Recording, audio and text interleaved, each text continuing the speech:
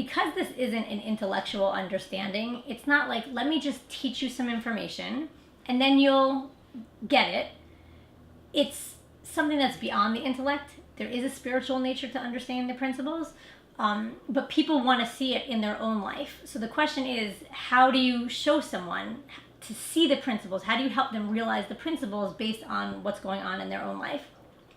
I think the main factor that's different about a principles practitioner than maybe a traditional therapist is probably the glasses that I have on in terms of where I'm looking. I'm looking for people's, where they might be lost in a misunderstanding, where they might innocently be not seeing thought as thought, where they might innocently be blaming something for their experience that they don't realize that that's what they're doing. And I'm looking to kind of just help show them that, help, because I trust that as they wake up to the misunderstanding, their system is perfect and they'll get the insight that they need if they're meant to see something. And I also completely trust that people are exactly where they're supposed to be, and but for their thinking that they should be someplace else, they should be doing it better, they should be using thought better because they've been learning this or something, but for that thought, they're exactly where they need to be. And if they weren't innocently doing that, they probably wouldn't be living in distress, you know? So the fact that I have a belief and a trust that you're totally okay, no matter what you're going through, no matter what you've been through in your life, I'm listening from that place. So I'm not listening from that there's a problem here that I need to fix. I'm not listening from what do I need to teach you because I have an agenda. I'm listening for how are you seeing your life? How are you seeing where your experience is coming from? And how can I point you in a direction that you'll start to insightfully see that maybe that's not where it's coming from? And as people start to wake up to, oh, there's thought coming through the system that I didn't even know. Like the first step is kind of waking up to that. Like I didn't know my feelings were coming from thought, or they thought it was coming from thought and someone else, thought and what that person said. But they start waking up to the separate realities of how we really do live, which is everyone has their direct connection and they're living in their world of thought. And that's the only way I can have an experience. So the false belief is that someone has the power to create, you know, to enter my bubble, so to speak, and like shoot arrows and hurt me. But the truth is they can't, because they can't create an experience inside me. Only if I think their arrows are coming in and hurting me can they hurt me.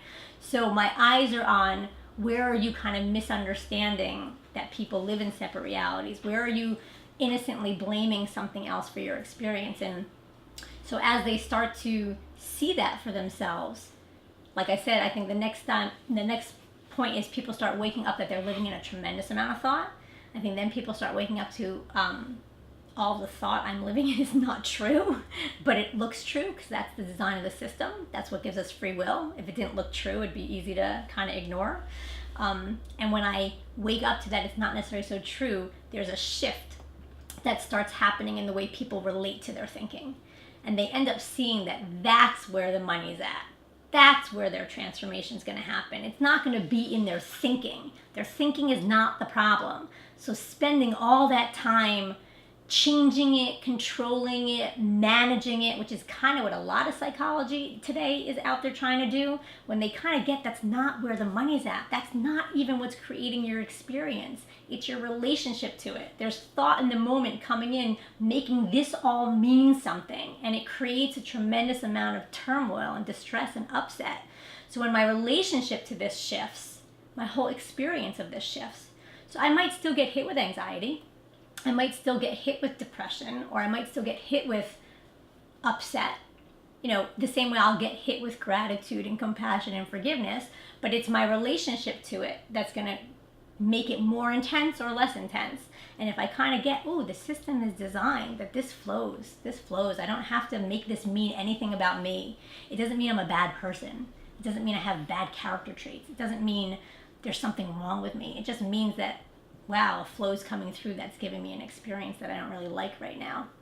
But ultimately, as people start waking up to that, they shift their relationship to their thinking, and their experience of life gets easier and more graceful and nicer, even though their circumstances never change. And sometimes in the face of that, as they're kind of doing life better, circumstances sometimes change.